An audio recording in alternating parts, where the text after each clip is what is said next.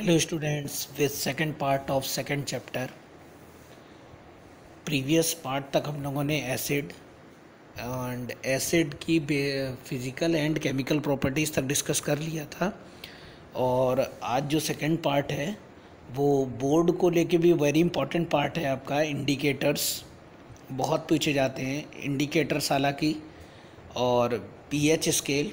दिखने में छोटे टॉपिक लगते हैं दोनों, पर इसके अंदर बहुत सारी चीज़ें हमें आज डिस्कस करनी है। कौन कौन सी चीज़ें डिस्कस करनी है पहले तो ये देख लिया जाए। फर्स्ट ऑफ ऑल तो हमें टाइप्स ऑफ एसिड डिस्कस करने हैं जो अभी तक हम लोगों ने डिस्कस नहीं किया है, जिसमें हम लोग strong acid, weak acid, strong base, weak base ये डिस्कस करेंगे। उसके बाद इंडिकेटर्स डिस्कस करेंगे। इंडिकेटर्स क्या होते हैं? 10th जो आपका कोर्स है उसमें कुछ ज़्यादा इंडिकेटर नहीं, एक तो मिथाइल ऑरेंज, एक फिनोप्थैलीन, एक लिटमस सॉल्यूशन और ऑल्फैक्टरी इंडिकेटर्स। ये 4 इंडिकेटर आपके सिलेबस में हैं और इनके बिहेवियर क्या हैं एसिड और बेस को लेके। एसिड में इनका बिहेवियर क्या है, मिथाइल ऑरेंज का बेस में क्या है, फिनोप्थैलीन का एसिड में बिहेवियर क्या है, बेस में क्या है। ऐसे ही लिटमस का, जिसका हम लोग प्रीवियस वीडियो में भी डिस्कस कर चुके थे, एसिड के साथ क्या बिहेवियर करता है, बेस के साथ क्या बिहेवियर करता है, ये सारी चीज़ें पढ़नी है। उसके बाद पीएच स्केल की बात होगी। बताएंगे कि सोरेनसन ने क्यों पीएच स्केल डेवलप किया, क्या ज़रूरत आ पड़ी पीएच स्केल की, और पीएच स्केल के अकॉर्डिंग कौन से एसिड स्ट्रॉन्ग एसिड हैं, कौन से वीक एसिड हैं, और पीएच स्केल का क्या यूज़ है हम डेली लाइफ में। इतने सारे टॉपिक आज डिस्कस करने हैं, तो देखते हैं जल्दी फटाफट। सबसे पहले कुछ इम्पॉर्टेंट डिस्कशन कर लेते हैं, कौन कौन सी चीज़ें आज हमें पढ़नी है। फर्स्ट ऑफ ऑल तो एसिड तो पढ़ चुके हैं और आज हम लोग डिस्कस करते हैं पहले स्ट्रॉन्ग एसिड। स्ट्रॉन्ग एसिड क्या है? देखो, एसिड हम लोगों ने क्या पढ़ा, एसिड हम लोगों ने डिस्कस ये किया था, 2 डेफिनेशन डिस्कस की थी। जिसने नहीं देखा हो प्रीवियस वीडियो देख सकता है प्लेलिस्ट में जाके। तो एसिड वो थे, एसिड आर दो substance which are sour in taste. एक तो डेफिनेशन ये बताई थी, दूसरी डेफिनेशन बताई थी कौन सी? एसिड आर दो सब्सटेंस विच आयोनाइज इन या dissociate in water and produce H ion या एच पॉजिटिव आयन प्रोड्यूस करता है, जो वो क्या कहलाते हैं? एसिड। मतलब अगर जो ईजिली आयोनाइज हो जाते हैं और क्या देते हैं?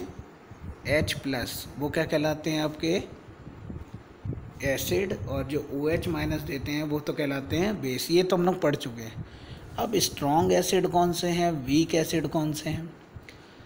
देखो, जो कंप्लीटली डीएसोसिएट हो जाएगा, देखिए मेरी बात समझने की कोशिश की। ये एक बीकर ले लिया हमने और इस बीकर में क्या करिए हमने, इसमें एसिड को डीएसोसिएट कर रहे हैं। जो भी एसिड है, या मान लो हाइड्रोक्लोरिक एसिड ही है इसमें, और हमने इसको डीएसोसिएट करना शुरू कर दिया। मतलब उसे ब्रेक कर रहे हैं, किसमें? H पॉजिटिव और Cl नेगेटिव।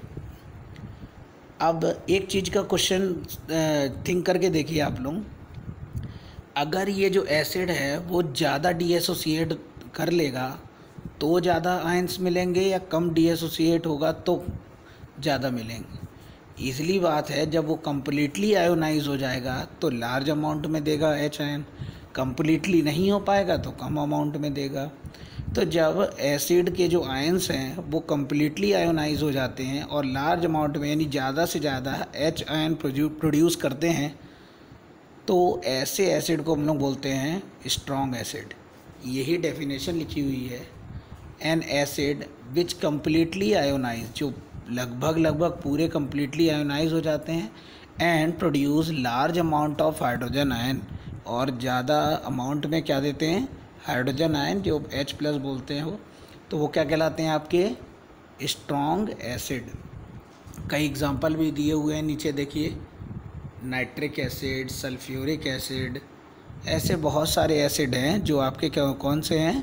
वो हैं आपके स्ट्रॉन्ग एसिड। वीक एसिड इसी का अपोजिट कर लीजिए, वीक एसिड हो जाएगा। वीक एसिड क्या है? वीक एसिड वो हैं जो कम्प्लीटली आयोनाइज नहीं होंगे। कम्प्लीटली की जगह क्या वर्ड लगा लीजिए आप? पार्शली, थोड़े से आयोनाइज होंगे। जब पार्शली हुए हैं तो आयंस भी कैसे मिलेंगे? स्मॉल अमाउंट में मिलेंगे। ये देखिए, लार्ज की जगह स्मॉल अमाउंट में मिलेंगे, कम्प्लीटली की जगह जो है वो पार्शली होगा। तो ऐसे में जो H+ आयन मिलेंगे वो कम मिलेंगे, और ऐसे एसिड को हम लोग बोलेंगे वीक एसिड। ठीक है, जैसे एसिटिक एसिड एग्जाम्पल दिया हुआ है, वीक एसिड। और एसिड को तो ईजिली हम लोग पहचान सकते हैं, ऑल द एसिड, जितने भी एसिड हैं present in plant and animals called, वो जो जितने भी एनिमल्स और प्लांट में जितने भी एसिड मिलते हैं वो सारे कौन से हैं? वो हैं सारे वीक एसिड। और जो मिनरल से मिलते हैं वो सारे हैं स्ट्रॉन्ग एसिड। सबसे अच्छी पहचान है कि जो प्लांट और एनिमल से मिले वो वीक, और जो मिनरल से मिले वो एसिड कौन से होंगे आपके? Strong acid. ये देखिए, कई एसिड के बारे में डिस्कस भी किया है जो प्लांट और एनिमल से मिलते हैं, इसीलिए इस शॉर्ट नोट को मैंने इंक्लूड किया है। ये देखिए, एसिटिक एसिड जैसे citric acid, lactic acid, oxalic acid, formic acid. ठीक है, कहाँ कहाँ मिलता है ये भी बताया। देखिए, एसिटिक एसिड मिलता है विनेगर में जिसको सिरका बोलते हैं। सिट्रिक एसिड मिलता है सिट्रस फ्रूट में, यानी जितने भी खट्टे फल होते हैं वो, ऑरेंज, लेमन, इसमें। लैक्टिक एसिड दही में मिलता है। ठीक है, टमाटो में मिलता है ऑक्जेलिक एसिड, ये देखिए। और जितने कच्चे फल होते हैं उनमें भी एसिड होते, जो भी खट्टे होंगे। और चींटी की डंक वगैरह, इनमें भी आपका एसिड मिलता है, मेथेनोइक एसिड। तो ऐसे बहुत सारे एसिड के बारे में डिस्कस किया है। यहाँ से यहाँ तक वीक एसिड ही हैं जो बताए गए हैं, कौन कौन से वीक एसिड हैं। और बताया भी गया कि जितने भी एसिड हैं वो ऑर्गेनिक एसिड हैं, वो वीक एसिड होंगे। और मिनरल से मिलने वाले, ये देखिए दिया हुआ है, सारे एसिड क्या होंगे आपके? Strong acid. ओके, तो स्ट्रॉन्ग और वीक एसिड तो हो गए आपके। अब आती है स्ट्रॉन्ग बेस और वीक बेस की। स्ट्रॉन्ग बेस और वीक बेस की भी डेफिनेशन वही होगी। जो OH आयन प्रोड्यूस कर रहे थे वो क्या थे? बेस थे। तो जो कम्प्लीटली आयोनाइज हो जाएगा वो कैसे OH आयन प्रोड्यूस करेगा? लार्ज अमाउंट में। तो वो कौन सा बेस हो जाएगा? स्ट्रॉन्ग बेस, जैसे KOH, NaOH। जो कम्प्लीटली की जगह होगा बिल्कुल एसिड की तरह, से पढ़िए पार्शली, तो वो आयन भी लार्ज की जगह कैसे प्रोड्यूस करेगा? स्मॉल। तो वो कौन सा बेस हो जाएगा? वीक बेस हो जाएगा वो। ठीक है, जैसे CaOH का होल ट्वाइस, MgOH का होल ट्वाइस, NH4OH जो आपका अमोनियम हाइड्रोक्साइड, ये सारे कौन से हैं? वीक बेस हैं। अब आते हैं हम लोग इंडिकेटर्स पे। इंडिकेटर्स क्या हैं पहले तो ये समझिए। पहले लेक्चर में हम लोगों ने ये डिस्कस किया था कि एसिड जो हैं वो स्ट्रॉन्ग भी है, आज भी डिस्कस कर लिया, और वीक भी होते हैं। चलिए, वीक एसिड तो समझ में आता है कि चखेंगे, चखने पे मालूम चल जाएगा, खट्टे हैं तो क्या हैं? एसिड है। अब स्ट्रॉन्ग एसिड तो ऐसे होते हैं जिन्हें हम लोग टेस्ट नहीं कर सकते। तो जब टेस्ट नहीं कर सकते तो हाउ आइडेंटिफाई, कैसे आइडेंटिफाई करोगे आप उसे कि वो एसिड है कि बेस है? तो उसकी पहचान के लिए जो सब्सटेंस यूज़ करते हैं उसको हम लोग बोलते हैं इंडिकेटर। इंडिकेटर नाम क्यों रखा है? इंडिकेटर वर्ड आपने इससे पहले सुना होगा किसमें? बाइक में, या जो आपके 4 व्हीलर्स होते हैं उसमें जो साइड में जो छोटी छोटी लाइट लगी होती है उसको हम लोग क्या बोलते हैं? इंडिकेटर। क्यों बोलते हैं इंडिकेटर? देखिए, हम लोग जब साइकिल में होते हैं तो क्या होते हैं, अगर हमें लेफ़्ट मुड़ना है तो लेफ़्ट हाथ दे देते हैं, और राइट मुड़ना होता है तो राइट हाथ दे देते हैं। तो पीछे से आने वालों को पता चल जाता है कि हम किधर मुड़ने वाले हैं, तो एक्सीडेंट की जो चांसेस है वो कम हो जाते हैं। अब प्रॉब्लम क्या है, अगर हम सोचिए बाइक पे हैं तो हाथ छोड़ना डेंजर हो सकता है, या अगर हम कोई 4 व्हीलर में हैं तो क्या करेंगे हम? अगर हम शीशे बंद हैं और हाथ निकालते हैं, दिख रहा नहीं है पीछे से, तो कहीं कोई एक्सीडेंट ना हो जाए, इसलिए ये फैसिलिटी दी जाती है। कौन सी? इंडिकेटर की। इंडिकेटर में क्या होता है, अगर आप लेफ़्ट इंडिकेटर आप ग्लो करते हैं तो क्या होता है, तो पीछे से आने वालों को पता चल जाता है, आप लेफ़्ट साइड मुड़ने वाले हो तो वो लेफ़्ट साइड को आपको फ्री कर देता है। ये होते हैं इंडिकेटर। तो इसीलिए इसी पर्पज़ से इंडिकेटर जो है वो केमिस्ट्री में, इंडिकेटर क्या है, इंडिकेटर वो हैं जो इंडिकेट करेंगे, किसको इंडिकेट करेंगे, एसिड को, बेस को। एसिड और बेस में इनके बिहेवियर अलग अलग होंगे, और अलग अलग होंगे तो हम इनको आसानी से एसिड और बेस को क्या कर लेंगे, पहचान लेंगे, और बिना टेस्ट किए, क्योंकि अलग अलग एसिड और अलग अलग बेस के बिहेवियर, कलर, स्मेल वो जो है वो एसिड और बेस में कैसे होते हैं, अलग अलग। एक चार्ट मैंने इंक्लूड किया है, इस चार्ट में पढ़िए आपको पता चलेगा। देखिए लगभग सारे इंडिकेटर इंक्लूड किए हुए हैं। एक तो आपका ये मिथाइल ऑरेंज, ठीक है, phenolphthalein, methyl red, blue litmus, red litmus, ठीक है। तो मिथाइल ऑरेंज भी है, लिटमस भी है, फिनोप्थेलिन भी है। देखिए लिटमस में क्या है, लिटमस, ये देखिए लिटमस, और ये बिहेवियर है एसिड में, ये है बिहेवियर एल्केलाइन यानी बेस में। अगर ब्लू लिटमस पेपर है, मान लो कोई आपको, ये मैंने कल भी इसे डिस्कस किया था, एक सॉल्यूशन दिया, बताया नहीं गया कि ये एसिड है या बेस, तो उसमें क्या कर लीजिए, ब्लू लिटमस पेपर डाल के देखिए। अगर ब्लू लिटमस पेपर आपका किस कलर का हो जाए, रेड कलर का, तो आपको जो मिला है लिक्विड वो क्या है, एसिड। और क्यों पता चलेगा एसिड है, क्योंकि आपको दिख रहा है, ये पहले वाले चार्ट में क्या दिख रहा है कि ब्लू लिटमस पेपर एसिड में जाके तो रेड हो जाता है, पर बेस में ब्लू ही रहता है। तो अगर बेस होगा तो ब्लू कलर चेंज होगा नहीं, एसिड होगा अगर वो सॉल्यूशन तो ब्लू से तुरंत रेड हो जाएगा, पता चल जाएगा विदाउट टेस्ट किए कि आपको जो दिया गया है वो एसिड है। नेक्स्ट है आपका रेड लिटमस। रेड लिटमस क्या है, एसिड में रेड ही रहता है, जस्ट अपोजिट है, पर बेस में जाके कैसा हो जाता है, ब्लू। इसीलिए अगर कोई सॉल्यूशन है उसमें अगर आप रेड लिटमस पेपर डालते हैं, अगर वो रेड ही रहता है इसका मतलब तो वो एसिड है। अगर वो ब्लू में कन्वर्ट हो जाता है वो पेपर, तो जो दिया गया है आपको सॉल्यूशन वो क्या है, वो आपका क्या है, एल्केलाइन है, बेस है। नेक्स्ट है मिथाइल ऑरेंज। मिथाइल ऑरेंज ये भी एक इंडिकेटर है। अगर मिथाइल ऑरेंज है, अगर उसका कलर पिंक हो जाता है तो जो सॉल्यूशन दिया गया है वो क्या है, एसिड। और येलो हो जाता है तो है बेस। देखिए अलग अलग बिहेवियर दे रहा है ना एसिड और बेस में। तो अगर पिंक हो जाए तो एसिड और येलो हो जाए तो बेस। फिनोप्थेलिन ये भी एक इंडिकेटर है।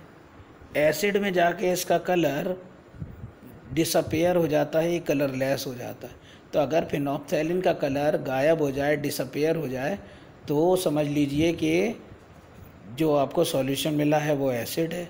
और अगर बेस में जाके अगर सॉल्यूशन में जाके पिंक हो जाए तो समझ लीजिए कि आपको जो सॉल्यूशन दिया गया वो बेस है। ओके, तो ये चीज़ें, ये चार्ट प्रिपेयर करिएगा, स्क्रीनशॉट ले लीजिएगा इसकी, जो ताकि आपको याद रहे कि कौन सा, क्योंकि कभी कभी बहुत सारे बोर्ड पेपर्स में भी आया है फिल इन द ब्लैंक्स दे देते हैं, जैसे मैंने सब फिल किए हुए लिया हुआ है, और कभी कभी फिल कर देते हैं मिथाइल ऑरेंज, एसिड में ब्लैंक कर देंगे, बेस में देंगे, तो अच्छा है। ऑल्फैक्टरी इंडिकेटर्स भी पढ़ लेते हैं, इंडिकेटर इसी पेज में ही ख़त्म हो जाएगा।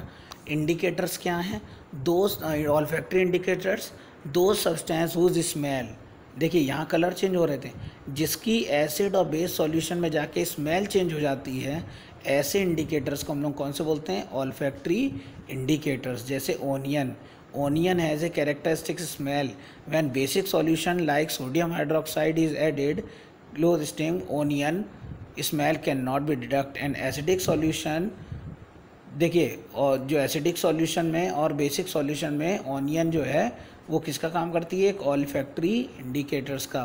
वेनिला भी एक वो है आपका इंडिकेटर, जो एसिड और बेस में दोनों में उसकी जो स्मेल वगैरह से हम लोग पता कर लेते हैं कि ये एसिड है या बेस है। तो स्ट्रॉन्ग वीक एसिड भी हो गए, ऑल्फैक्टरी इंडिकेटर्स भी हो गए। अब हम लोग जो है क्या कर लें, देखिए स्ट्रॉन्ग वीक एसिड भी हो गए, इंडिकेटर्स भी हो गए, बिहेवियर भी पढ़ लिए हम लोगों ने, एसिड बिहेव और बेस के क्या है। अब फटाफट पीएच स्केल पढ़ लेते हैं, और पीएच स्केल के डेली यूज़ कौन कौन से हैं। ये देखिए ये आ गया आपका पीएच स्केल। पीएच स्केल क्या है? पीएच स्केल का मतलब होता है concentration of hydrogen ion potential. Okay, pH scale की ज़रूरत क्यों पड़ी? देखिए ये तो पता चल रहा था इंडिकेटर से कि ये एसिड है या बेस, पर कौन सा एसिड है, स्ट्रॉन्ग एसिड है या वीक एसिड है, ये कौन आइडेंटिफाई करेगा? इसके लिए ज़रूरत पड़ी हमें किसकी? पीएच की। क्यों? अरे अभी तक इतना तो बता दिया गया कि अगर एसिडिटी होती है तो आप क्या कर सकते हैं, कोई बेस ले सकते हैं, पर कैसे डिसाइड होगा कौन सा बेस लें? कहीं ऐसा पता चला कोई ऐसा बेस ले लिया जो हमें हार्मफुल हो गया, तो कहीं स्ट्रॉन्ग बेस ले लिया तो पीएच स्केल जो है वो बताएगा कौन सा बेस स्ट्रॉन्ग है, कौन सा एसिड स्ट्रॉन्ग है, कौन सा बेस स्ट्रॉन्ग है। ठीक है, तो पीएच स्केल क्या है इसके बारे में थोड़ी सी डिस्कस कर दे रहा हूँ। शायद नेक्स्ट कलर डायग्राम भी होगा एनसीईआरटी में, देख लेते हैं। यस है। पीएच स्केल क्या है? सॉरेसन जो साइंटिस्ट थे उन्होंने एक स्केल डेवलप किया था जिसको हम लोग बोलते हैं पीएच स्केल। इसमें क्या है, ये एक ऐसा स्केल डेवलप किया गया था, ये देखिए इसमें कितने तक काउंटिंग थी, 0 to 14, और ज़ीरो से लेके अलग अलग कलर से बता दे रहा हूँ मैं आपको, 0 से लेके और कहाँ तक,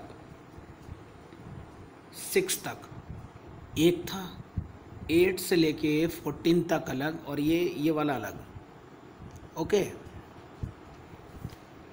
0 से लेके 6 तक अगर किसी का पीएच आता है तो वो क्या है, एसिड।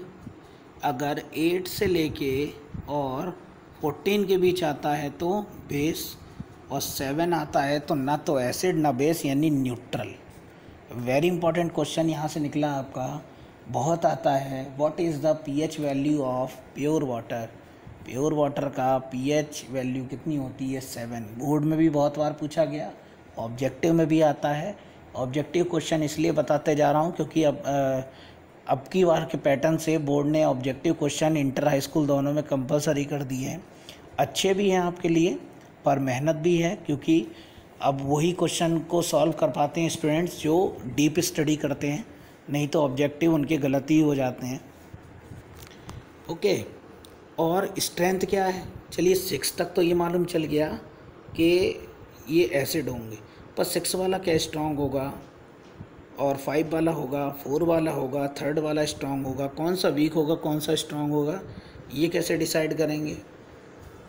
देखिए इस फिगर को आप याद करेंगे तो नहीं भूलेंगे, थोड़ा फ़नी है।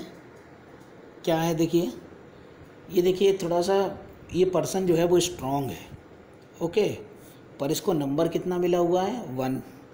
ये पर्सन वीक है पर नंबर कितना मिला हुआ है, 4। इसका मतलब कि एसिड में जिसका नंबर कम वो स्ट्रॉन्ग, जिसका नंबर ज़्यादा वो वीक। ईज़िली याद हो जाएगा इस फिगर से।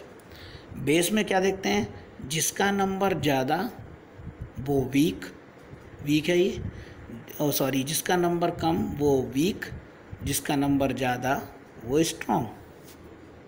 क्या समझ में आया? यानी एसिड में जिसको कम नंबर मिलेंगे वो स्ट्रॉन्ग एसिड होगा, जिसको ज़्यादा मिलेंगे वो वीक होगा। बेस में जस्ट अपोजिट होगा। ठीक है, अब देखते हैं, वही पता चल जाएगा कौन से स्ट्रॉन्ग। इन्होंने इस फिगर से बताया था।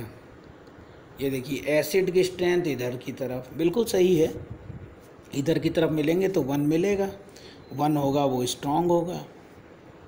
इधर की तरफ जाएंगे तो जो 14 होगा वो सबसे स्ट्रॉन्ग बेस होगा। उल्टा है जस्ट, 7 वाला न्यूट्रल है।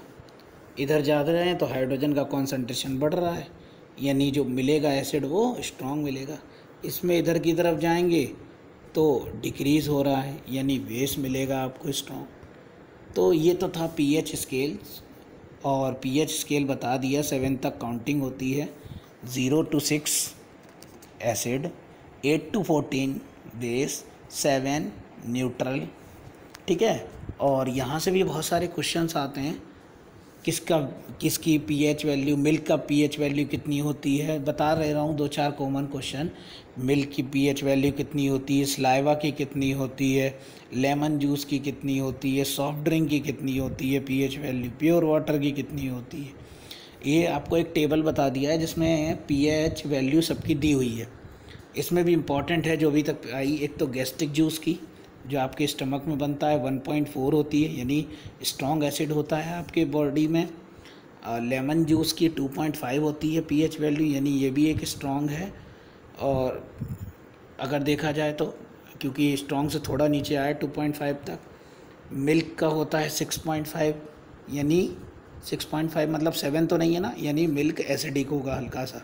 प्योर वाटर का 7 न्यूट्रल है। कॉफ़ी का 5.0। सलाइवा का देखिए, सलाइवा का क्या है, बिफोर मील, खाना खाने से लेने से पहले 7.4, और आफ्टर मील 5.8 एसिडिक हो जाता है। तभी तो वो एसिडिक को बेसिक में चेंज करती है। टूथपेस्ट का 8.0, बेकिंग सोडा का बहुत सारे दिए हुए हैं इसमें। ठीक, ओके ओके। तो ये तो आपको पीएच मैंने बता दिया। पीएच कैसे डिसाइड करेंगे ये भी हम लोगों ने देख लिया। अब आते हैं पीएच का डेली पर्पस में क्या यूजेस है।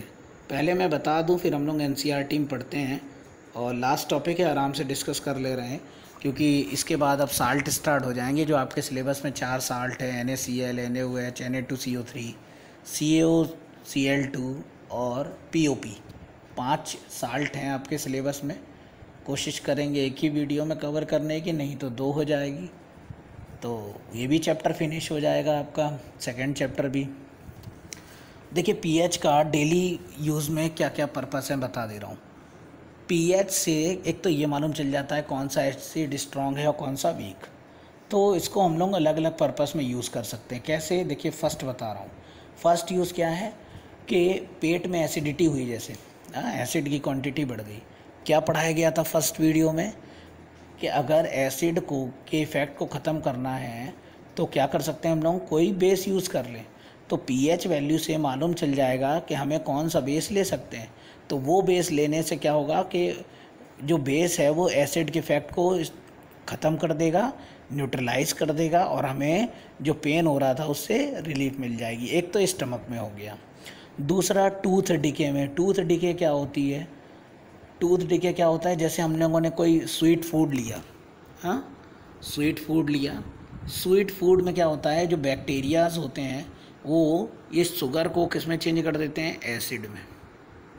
एसिड में जैसे हम लोग कोई मीठी चीज़ खा लेते हैं तो उसमें जो प्रेजेंट बैक्टीरियाज होते हैं वो उसे एसिड में कन्वर्ट करते हैं। वो एसिड क्या काम करता है, वो एसिड हमारे दांतों को गलाने लगता है। आपको ने पढ़ा होगा एसिड का बिहेवियर प्रोसेसिव होता है, तो गलाने लगता है। तो हमें जो हमारे दांत जो है वो डिके होने लगते हैं। तो इस चीज़ को बचाने के लिए क्या करते हैं हम लोग, सवेरे टूथपेस्ट करते हैं। इसीलिए करते हैं और कुछ नहीं।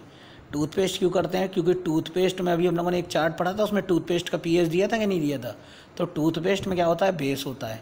तो आपके माउथ में जो रात में जितना भी एसिड बना है वो उसको क्या कर देता है, न्यूट्रलाइज कर देता है। और न्यूट्रलाइज कर देता है तो आपको जो है आपके टूथ डिके नहीं होते। तो ये भी एक यूज़ है पीएच का। थर्ड यूज़ क्या है, सेल्फ डिफेंस में। सेल्फ डिफेंस कैसे, जैसे आप घरों में घूम रहे थे, कभी मधुमक्खी ने काट लिया। अभी बताया था कि एनिमल स्टिंग जो होते हैं उनमें क्या होता है कि एसिड होता है। जब मधुमक्खी काट लेती है तो आपके बॉडी में फॉर्मिक एसिड रिलीज़ कर देती है, जिससे वो जगह सूज जाती है।